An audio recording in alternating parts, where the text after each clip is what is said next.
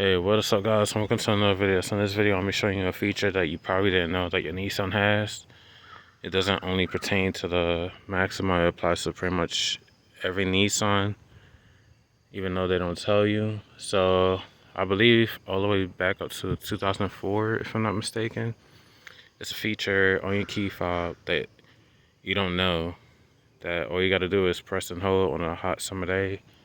Today ain't one of those. It's supposed to be another storm again. It's gonna be the third day, and it's already drizzling.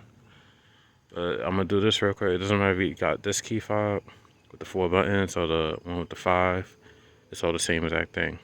So say if it was a hot summer day, if you push and hold the unlock button, your windows will roll down automatically. So that's a feature you probably didn't know.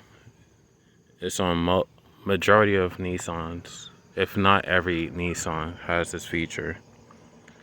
So if you're unsure about yours, just get your key fob, push and unlock, and it'll unlock all the windows. That's it for this video. Like, comment, subscribe. See you on the next one. Peace.